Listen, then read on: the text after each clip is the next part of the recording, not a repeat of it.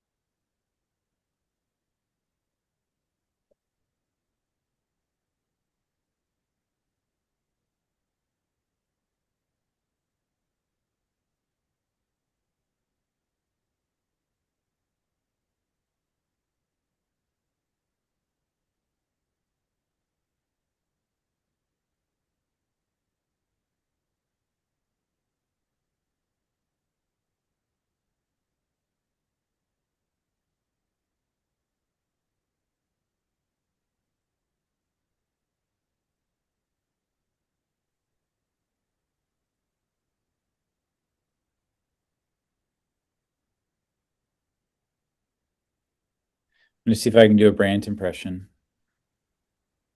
There you go. I need like what are those like seesaw little boards that people use for exercise where they just go because it could totally be you have a kind of really small one of those versus a treadmill. Like a balance board. Yeah, kind of like those. It's just I've rocking got back one and of those forth. at my desk. Um, but yeah, Yeah, it could work either way. I'm contemplating automating my standing desk just to start lifting randomly so that I'm like forced to stand on random occasions. Oh, I thought when you said lifting, I was thinking like you were going to start doing bench presses during meetings. I was like, that's really ambitious. I've Can be I've a I've little never heard of distracting. somebody doing that. Yeah.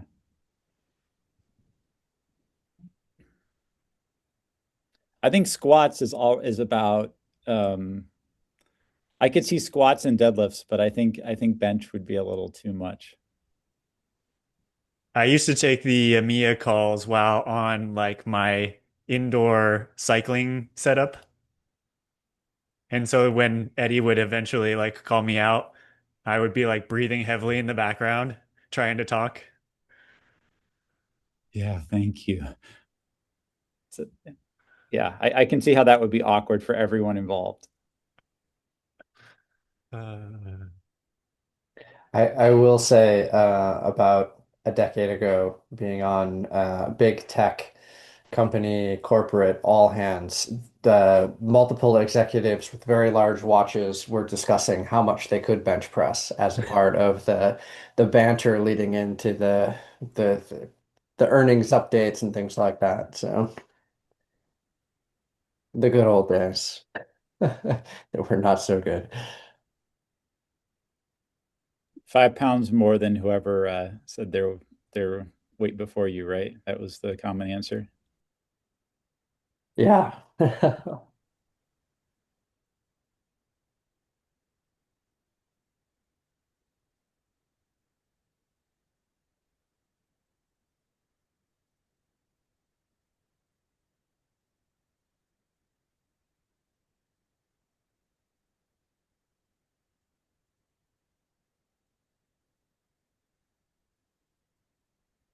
all right. With that, I think we can kick things off.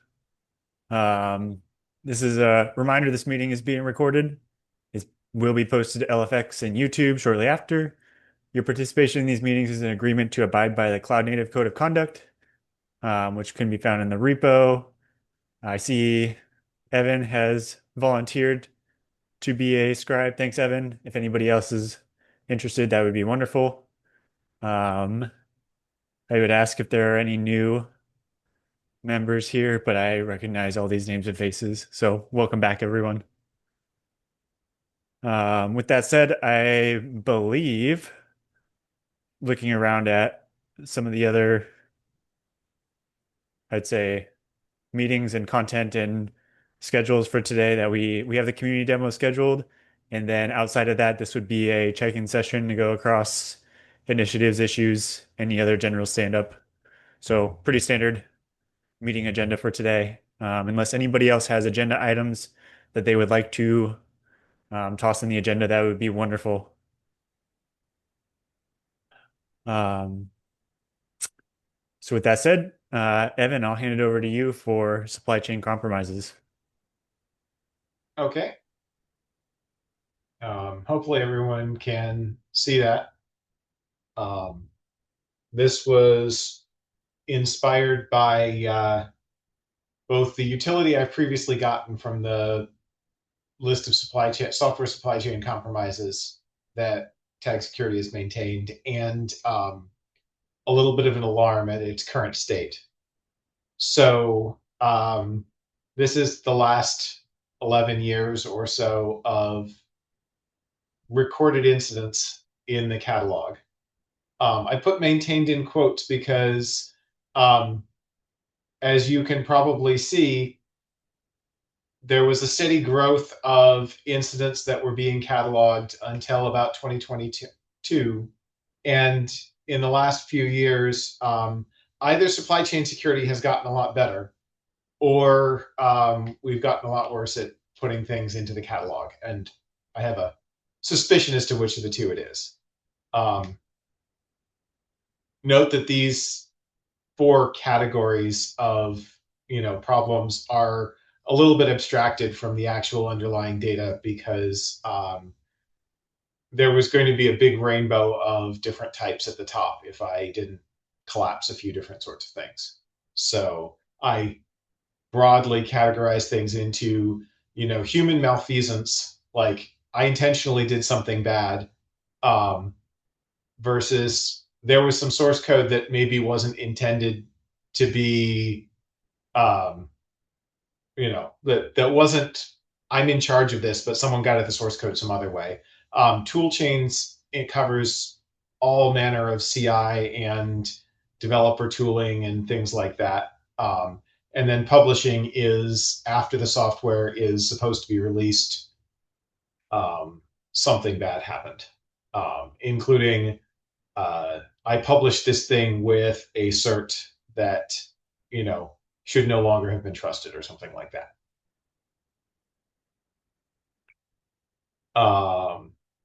So this is also a quick summary of some other stuff I'm aware of that we don't have in the catalog.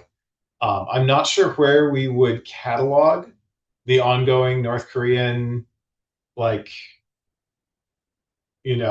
looking to do it, I'm looking for a job, this looks like a company that's trying to interview me, but it's really, Lazarus attackers hoping to get me to load malware onto my corporate machine. We also don't have, the Kong ingress controller was compromised, the container images for a number of days. And I think that was in what I would call the dev tooling chain. Somewhere in their publishing, someone got access to the published tokens. Similarly, TJ Actions and ReviewDog, again, is in the tooling space. There's probably a bunch of others. But I don't know if we have a good process for picking up, after the fact. We might be able to look in, our existing Slack messages and see if anyone commented on any of these things. But, I think it's been a great resource, but it's not clear that we're continuing to invest in it. And this week, Notepad++, if you haven't seen it, apparently was subject to a targeted attack where some people were being directed to updates that were malicious and other people were not. So can I give a little history context of this? Yeah. So this was something that Santiago Torres Larias, when he was my PhD student, created and made and donated, and then got a lot of help from a lot of community, or at least that was our initial thing. And the reason why we did it is we were doing this project called In Toto that I'm sure some of you have heard of once or twice. And there wasn't really any way to talk about where software supply chain, we just had this list of 100 citations of random things. Yeah. And it was gosh, this would be a useful thing to have available for others. And so we did that, and then for a while people were really interested in it. And then it sort of became this thing where um it used to be a big deal in like the 1920s to have your photograph taken, Mhm. because that was like a big production and was a big effort and so on, Yeah. right? And now, like, it's not a big deal. Most of us are having our photo taken right now at many frames a second, and it just doesn't matter, right? Yeah. So I think that part of what's happened is that there's been so much activity, and so much of it is not that interesting anymore, that people have not tried to keep this up to date. So maybe we need to think about that. Yes. Michael? Yeah, I was gonna say pretty much the same thing. Like if we go back a few years, we were seeing some novel attacks, and now we're just seeing the same attacks that we saw 3 years ago, just happening, I think, at a broader scale, which I think maybe even shifts some of the stuff from highlighting individual attacks and more like I think the things that would be more interesting is maybe highlighting the number of attacks and Mhm. how we would classify them more than saying, hey, like some of the big ones, like I think Notepad++ are still relatively novel, given that they were super targeted and all that sort of stuff. But a lot of the Mhm. other ones, like I think we're getting to the point where we're seeing a Shai Hulud like attack. It feels like every month, and But I mean, Shai Hulud was one of the three that we cataloged sure. 2025 because I think it was at the time pretty novel. So if only some company, I don't know, Eddie, do you know of any company that puts out a report that tries to measure all of this that one could refer to? But no, seriously, I mean, like, what we should consider, we should think about this, and maybe just say this is meant to be a catalog of more of novelty than to be a list of all attacks everywhere, because they're just so pervasive. And so when something new happens, like XC Mhm. or Shah Hulud or whatever, then we will try to add it to show the breadth. Yeah. But and actually, Eddie, this is a more serious directed question for you.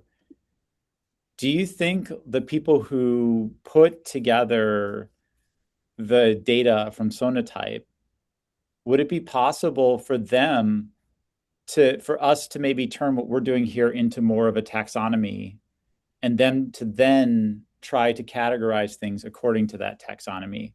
Like for instance, there were 3 attacks that were worm-based Shai Hulud style things in 2026.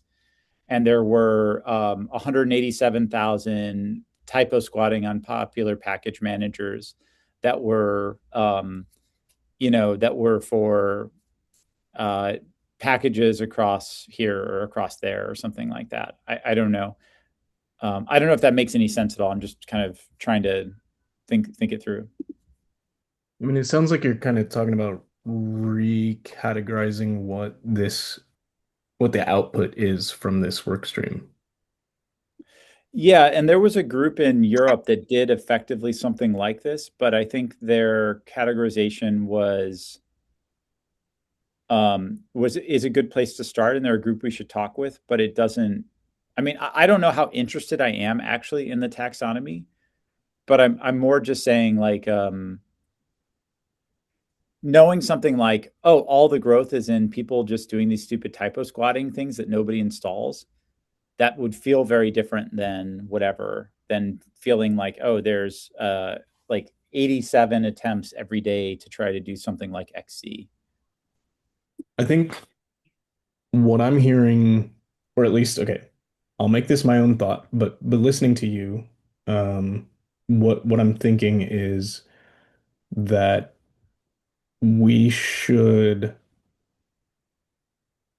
kind of repropose this initiative and internally kind of like take a vote on whether or not we want to do it, or in the way that it has been done in the past, or reshape it.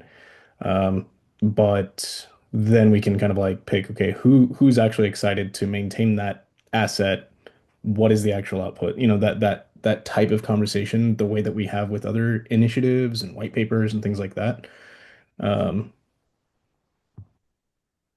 If you think this is useful to Sonatype and the people would want to use something like that, a taxonomy to categorize things, that doesn't typically require a lot of work and is us talking about novel things. And so Mm. that's why I'm sort of like seeing if marrying those together makes any sense at all, because it would be a way for us to do a little bit of work, like probably add 2 or 3 things a year. And that would be basically all that we would do. And then when you all did your report, what you would do is you would say, oh, here are the 2 or 3 new categories. We're capturing data about all these things. What things that used to be in bucket A are now in a different category? Or, you know, we've never seen anything like this. How do we now try to measure it? I think there are also a couple other possibilities for what this could be, including we could say, hey, this was, an exercise and we've stopped maintaining it because, these and that reasons. And here are some alternative resources you can go look at. I do think that the frequency of attack information is interesting and not like it's not well recorded. It's a little bit hard to find those numbers. I mean, no offense to Sonatype, but the Sonatype report does not consistently have those numbers, for example, across ecosystems. If you look at the 4 ecosystems they report on, Java, JavaScript, C#, and Python, they have different numbers for each one of the ecosystems. So they're not, and those are largely about vulnerabilities found in packages and malicious packages. But not I'm gonna share a link to other that. types of supply chain attacks that we sometimes record in this. I'm just going to share a link to the page that I think you're referencing right now, so that other folks. Yes. That and also there's another one on the OSS growth as well. Same link, different tab at the top. Yeah, so there's a little bit of like taxonomy discussion, kind of numbers, like, how many malicious packages were seen and taken down. It's like, what is that? 1.2 billion by now, by the end of last year. Yeah. So there are interesting numbers, but they might be different from what this that is the group number wants to do. I took for the chart. Oh, nice. That's So I would say, yeah, like the thing that I'm hearing from both of y'all is like we need to find what that gap is, like what's not currently being tracked or advised on, and then propose a unique asset that is maintained by this group. Considering, such as Justin highlighted, would somebody actually use this data or this taxonomy or whatever the case is? Would it actually be useful?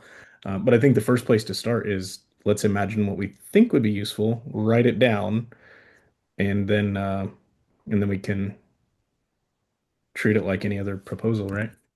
Academics would cite it, and if we care about that, but what we have now they'll already cite, so we shouldn't treat that as like that important. I mean, to be candid, you just have to get, so academics have a pretty high tolerance for believing things in the motivation section of papers. We're much more skeptical when it comes to like the claims, but why we're doing the thing, like that this is a good thing to do, is usually not very hard to convince reviewers of. And so that's where this would actually come in. The only case where that might not be true is I guess I could see somebody trying to use it in part of an evaluation to say something like we would protect against 37% of all software supply chain attacks because 35% are category A and 2% are category B, and we handle those. But I think that's less likely, much less likely. So I I wouldn't sweat it. And if we're off, then we're off. It doesn't really matter. I will say that when I was looking at, market information and so forth, the supply chains compromise catalog was certainly handy for testing, would this or that solution, what fraction of attacks would it actually matter against?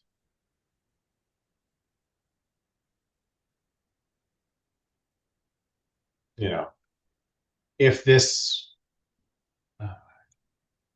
chart was mostly the orange of publishing stuff, for example, then securing source code repos and protecting against human malfeasance would be, why bother? As it is, the publishing is like a third of it, but not all of it.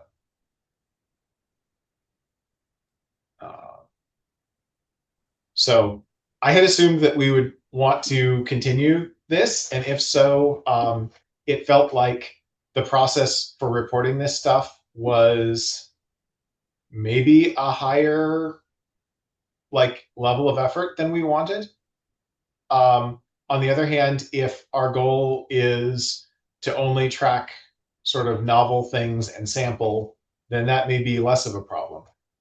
The other thing I came across was that that taxonomy that we have of compromise types doesn't seem to be universally matched, and in many cases, attacks don't neatly fit into exactly one piece of taxonomy.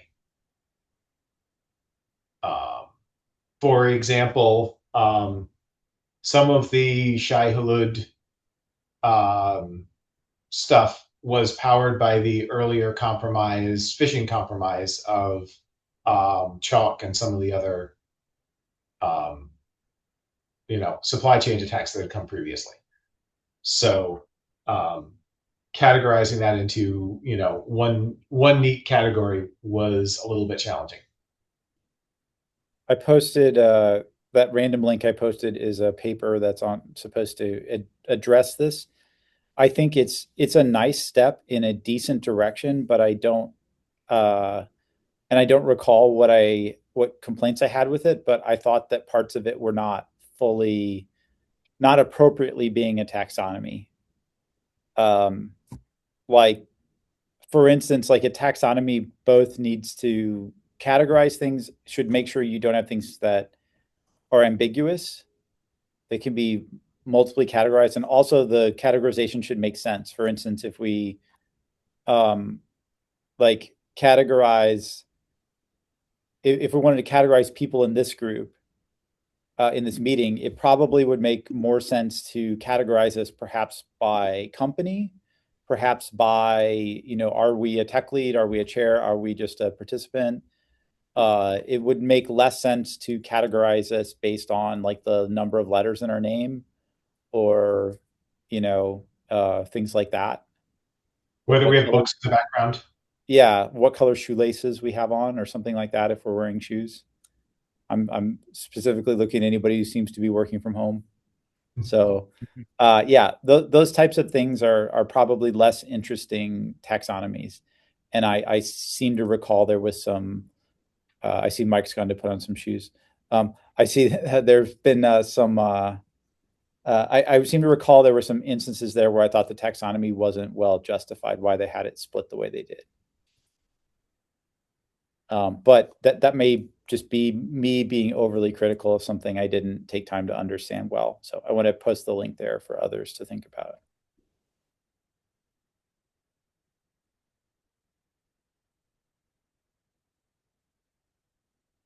Is this something we want to have a continued discussion on in a future meeting? I was discussion maybe quick question if any of this is covered by the supply chain security technical community group, or folks there have discussed or are interested in working on something like this.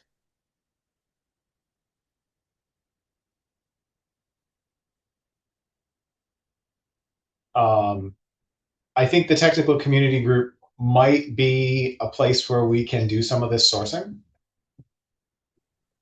There's an interest in at least discussing what's going on in the current supply chain news. I think there is interest in discussing it. I worry about putting the maintenance burden entirely on the group because I'm not sure that I think it's come up before and nobody seemed really eager to take it on. But if it was like a community effort, we could maybe all together do it. But Yeah.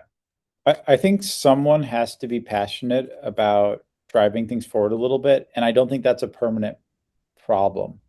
I think it's just getting this into a shape where like we know what we're doing and we are able to contribute. We know how to contribute. And so like the first part of bringing this up, Evan, that's like the first step in this. And then I don't know how long the rest of it is, but trying to just build consensus around what are we actually doing here and what value is it meant to have. But I think, if it had real data behind it and became part of what Sonatype like put out, which I think the Sonatype report is pretty widely read and cited by academics, that would have value. And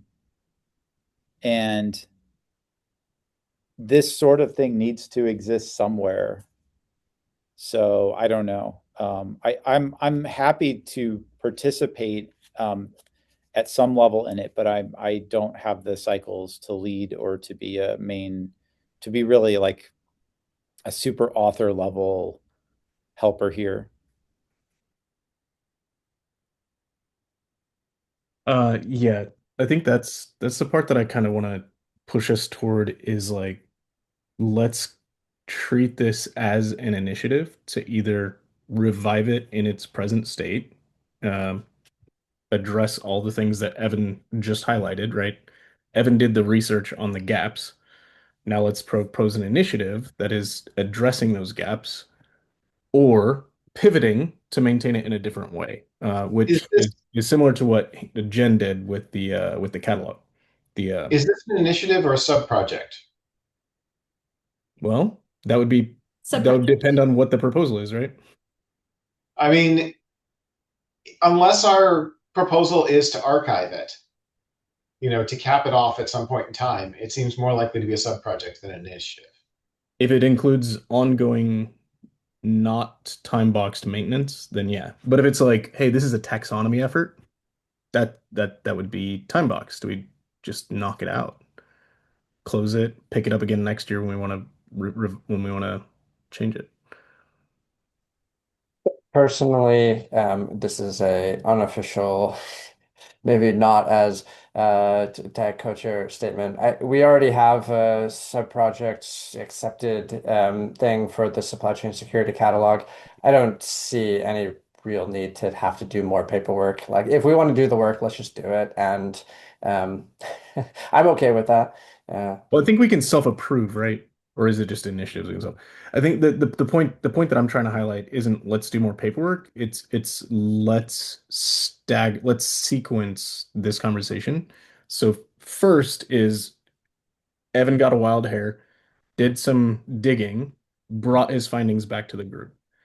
Now we need to figure out what are we going to do with those findings? Who's actually excited enough to do something with it? Is this a short-term activity or a long-term activity? Like before we start raising hands and saying I'm interested, I'm not interested, let's take that step of agreeing on what are we actually proposing that we do with this, right?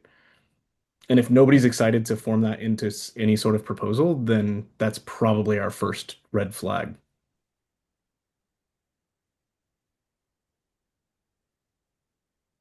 Regardless of what the proposal format is, like if none of us is excited to take it from the findings that Evan just presented and actually write down a plan for next steps, then like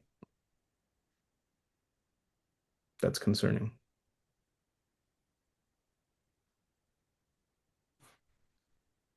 I mean, I am interested in this. It's part of the reason why I brought it up to say, is anyone else bothered by this? And it sounds like other people are bothered by this as well, but may not necessarily be willing to do a major time contribution. And willing to at least consider that.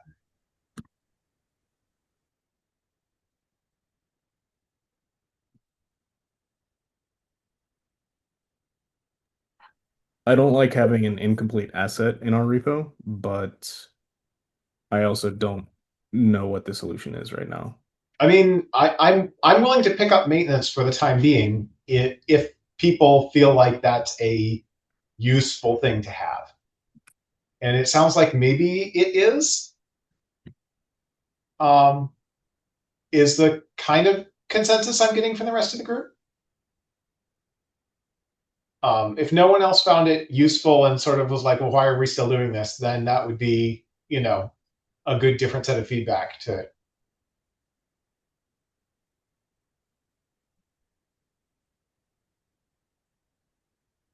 I mean, I think the initial feedback is we don't have confidence that it needs to stay in its current form. I mean, we get PRs to it every now and then, and I think it seems like people outside of this group are looking at it. So I think I think it makes sense to either archive it, or if everyone's interested in taking on at least some short-term work on it, then I think we can just do that, right? Like, I don't think there's any downside. I even think if we don't archive it, it's not the end of the world. It's limping along, and projects go through cycles like this. So I think there's a lot of folks in like Lori Williams' group and others that cite this and her extended orbit. And if they were here on the call, which they're not, unfortunately, then one of them might be excited about it, because it's a perfect thing for like a PhD student to do for like an hour a week or less, and get some notoriety for. So it's just needs somebody with that energy and interest. And I'm willing to do some shepherding in the meantime, with the understanding that if there is someone who is looking for that interest and that notoriety, I'm happy to step aside and give them that spotlight.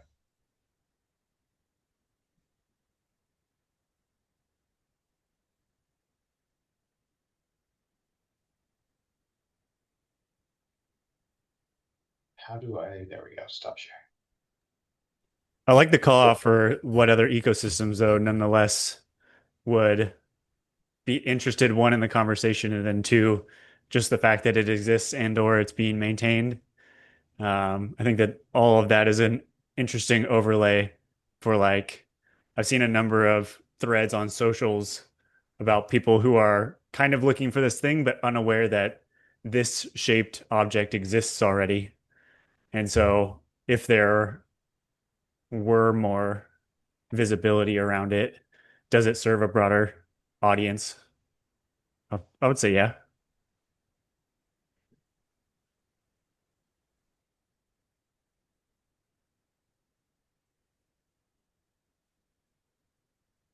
Well, it sounds like at least Marina and maybe Justin are willing to review PRs coming in if I write them. So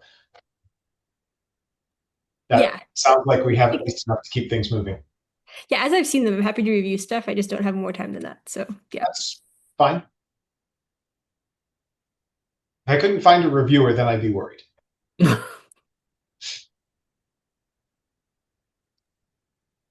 Okay. All right. Thanks, Evan. Yep. Moving over to looking at the APAC meeting. Looks like there were a couple items discussed. One from the reported Kubernetes remote code execution via the nodes proxy get permission. Seen a little bit of discussion on that in a couple different channels. But that looks interesting. Looks like there are references to that in the APAC meeting notes. IAM white paper had some major comments addressed, so it sounds like it's moving forward. Note that in our initiatives. And then it looks like KubeCon Japan is discussed with the plan for July, and the CFP is open.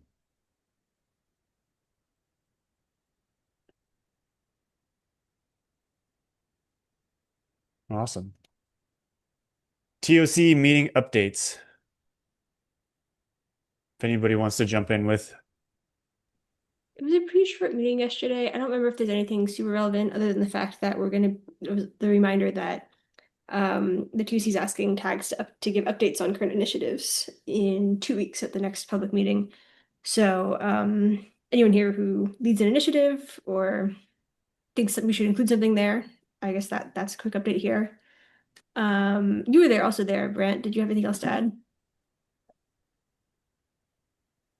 I think you were there. I was there, yes. I don't believe, I'm trying to think if there was any other important items. That there was a mention, I guess, for more of the proposal and shape for dot project. I don't have any offhand references available for that. So I need to go grab them. But that was kind of provided by Giphy, and I think there's some interesting overlays there for conversations we've had in the past regarding kind of decentralizing where all of the information is stored. In particular, when we think about the security assessments and some of the other documentation that is beginning to get more of a foothold as owned by projects as opposed to submitted to a centralized repository like the TOC repository. So I think that offers some interesting potential that we might want to look into. But more so, I think that's still kind of getting shaped into something that serves projects more broadly, reduces some overhead from, I guess, some of the CNCF staff, as well as like projects, and really just allows for more of that autonomy or agency from projects to kind of define their own posture on their maturity. So all good things.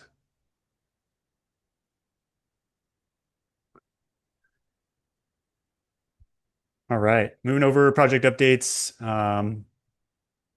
Supply chain.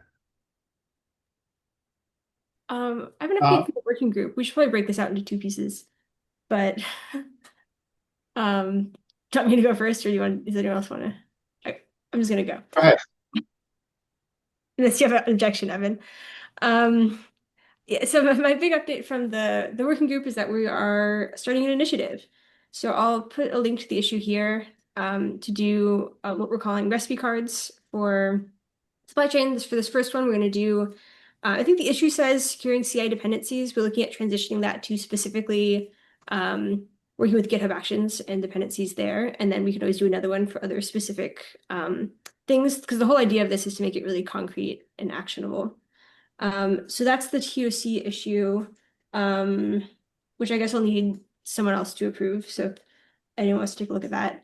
And then, yeah, I think that was my big update there.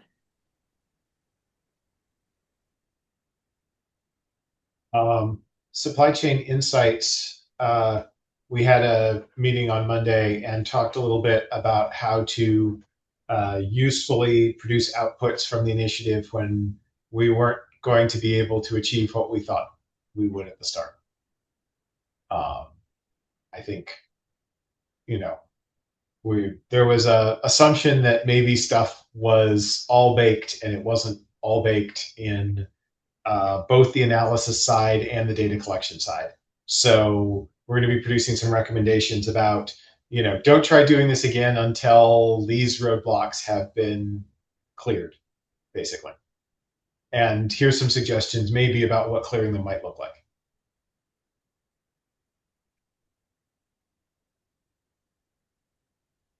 I like that. And imagine clearing some of those roadblocks could potentially be initiatives in and of themselves. That might be part of it.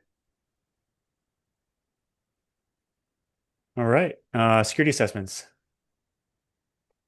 Yep. So the Kyverno folks have a mountain of comments to address, and I think they're busy with other stuff right now, given that their review is going on.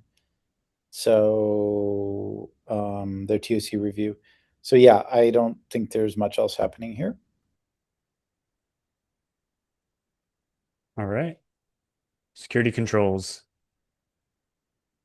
In our last meeting, we discussed the idea to create an example threat catalog for a specific project, and kind of trying to derive some information from our existing self-assessments, specifically like the actors and action sections. And the goal was to incorporate this maybe as an activity into the security slam and see how difficult it would be for a project, given this example, to create it on their own. And I think this kind of ties into the supply chain compromises conversation. Like, we don't want this catalog to just become like a static list of best practices that people will just perhaps not use.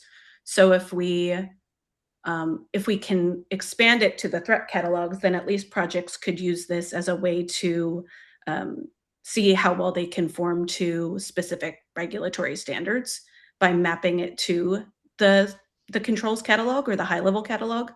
So I think that's really where we're at. We're going to try and create that item, and then share it with the rest of the group just to get some thoughts, especially like Justin. I'd really be interested in your thoughts on that artifact and if it would possibly be helpful during the security assessments. I think one thing since it sounds like you're almost doing a self-assessment already, I wonder if you could like just workshop this with like somebody and see how close they get to that. Because having something like that then has someone to kind of glance at it and say, yeah, this looks about right, we might just be able to get a whole bunch of self-assessments. And those don't have to be, the work they do for the self-assessment doesn't have to be quite as detailed or clear as it does for joint assessment.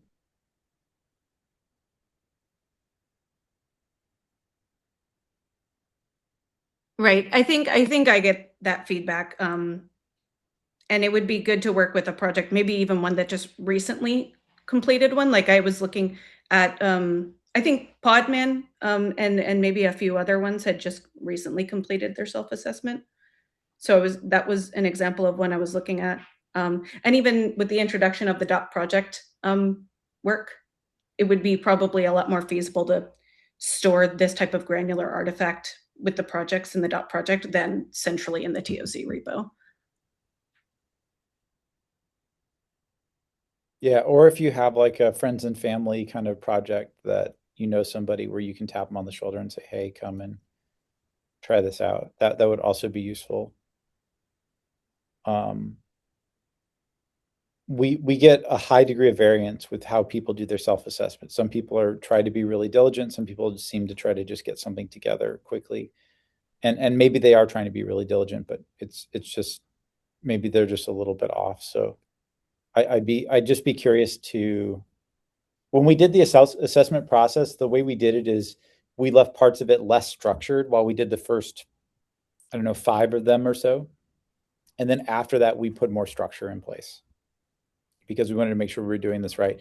And so I think for this effort, it sounds like a great initiative. And I think seeing, could we just make this the new, like basically turn into a self-assessment? Could we make it a self-assessment, but the self-assessment has this part that's too much work for them? You know, what do we do about that? Do we change self-assessments to not have those so that they can do this in one sitting? Or, you know, what's the right outcome? That's something I'd be curious to explore.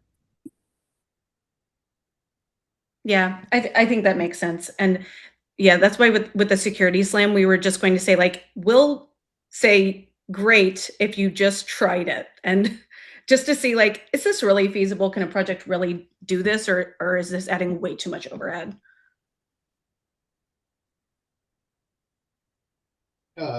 Maybe try doing it and submitted feedback. Yeah, that's a good idea. Like, you don't have to succeed, but you have to have told us, you know, how it went to get credit.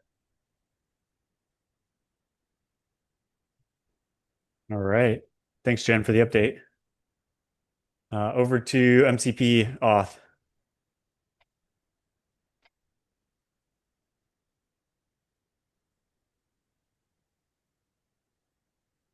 The meeting was canceled this week, I think. Fair. Okay, and Security Slam. Yeah. We're confirmed. We have a room. We have a session name. I think Eddie's working on an announcement. Yes.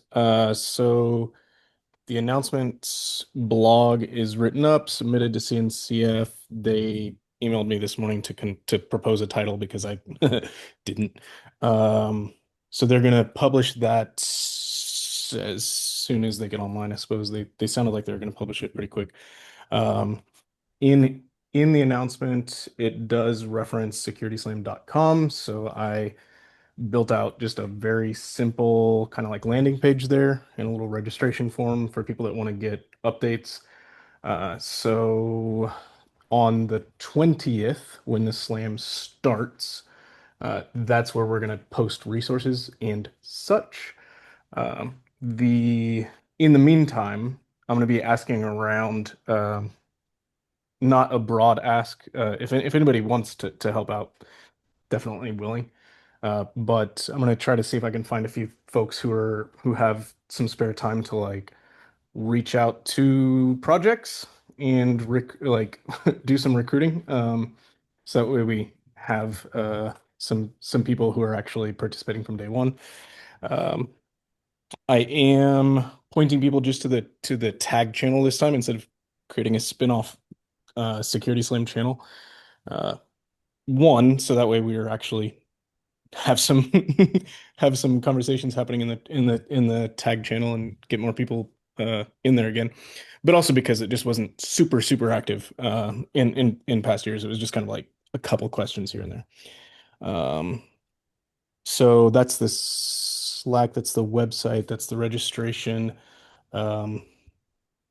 Gonna lock in like the actual objectives over the next 2 weeks. I'm gonna work with OpenSSF to figure out some sort of a like CRA related objective.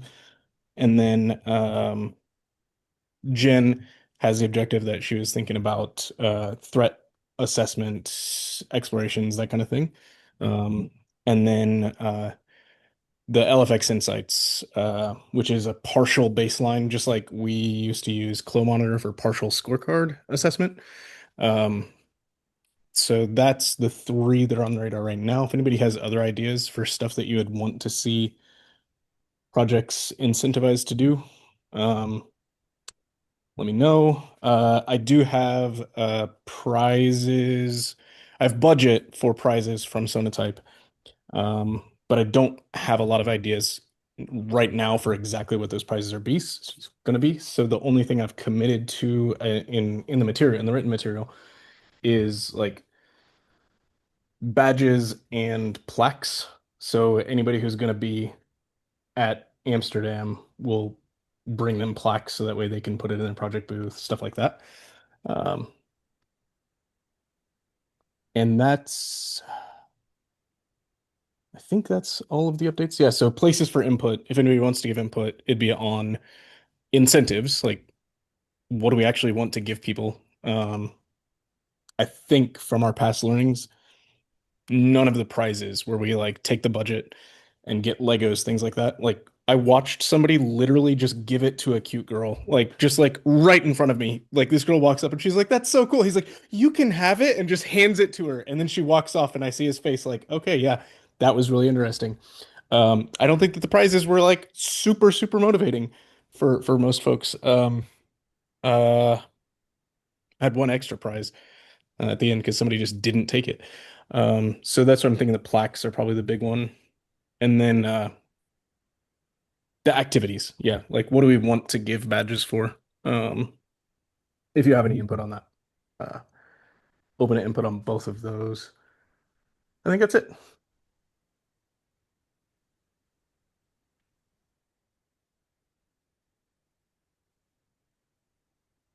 All right. Thanks, Eddie. We have a little bit of time remaining. I've looked over the current issues that are linked to, as well as like our project board. And I can just share this really quickly for anybody who is interested. Should be that screen. Probably pretty tiny. But we have our board. We have the issues that are linked to from the agenda doc. Hopefully all of that is coming through. None of these, we don't have any new ones to review. And looking at what's in here, there are a variety of these that at least have comments within the last couple weeks, for sure the last month, that kind of just say report on their status. I don't believe I saw any of them that called out any blockers or help needed, unless anybody wants to call out such a case.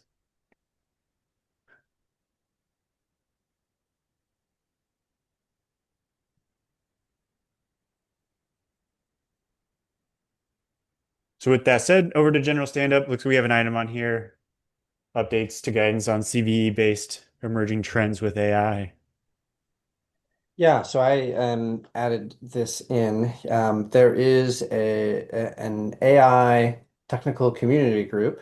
One of the things they were discussing, and I think they have a working group under the technical community group or something along those lines, that is looking at CVE guidance. I think there's two sides to this. One is how to respond to AI generated CVE submissions. And then the other is about generating CVEs with coding agents. So I think this is definitely an interesting area. We have some current guidance for projects around things like security policies and disclosure processes and things like that, that probably yes, yeah, I think this is vulnerability reporting, maybe a better label or description. So yeah, I think there's certainly not enough in 7 minutes to go through any of this in any detail. But I think maybe next week or the we could put this on the agenda as a working session kind of thing to kind of review the current material. And I know, we've seen some pretty impactful changes happen. Curl is a project that is no longer accepting vulnerability reports from the public. So it's a very substantial change that they're going through. I think they canceled their bug bounty program. I think they're still accepting reports, but okay, there's no financial incentive. So yeah. Yeah, definitely there's a lot to dig into here, I think. So if anybody is really excited and working or chatting about that, definitely show up next week. Maybe we'll try and advertise. The other thing I think is the AI technical community group was looking for someone to come to one of their meetings and kind of just talk about this briefly. So that's another part of it. I think that for one, they could perhaps help inform this, whatever the updates to the guidance would be, but also they're looking just for some general security guidance around this as well too. So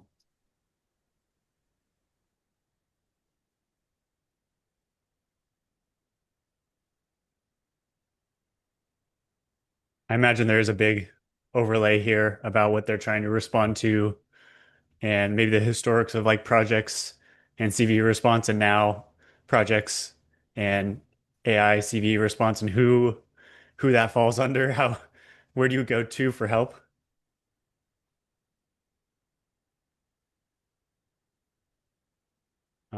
Which is just to say, I'm glad there's other groups that are looking at this specifically, AI groups.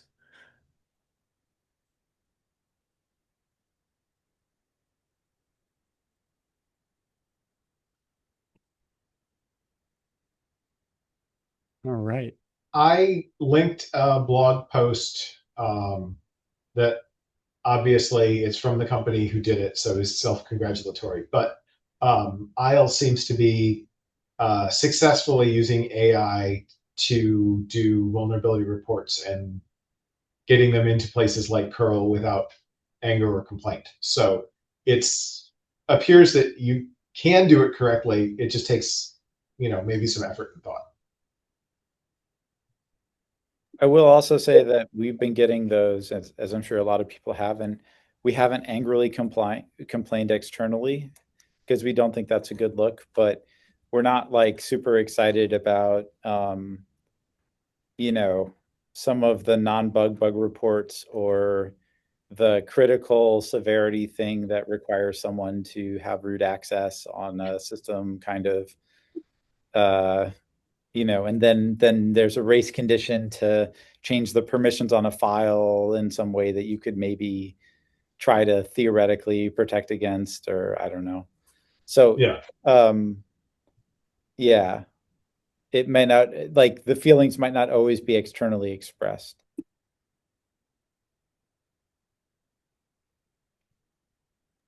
And another great reason to have a self-assessment and a threat model. Then we can reply and say, this is outside the scope of the threat model.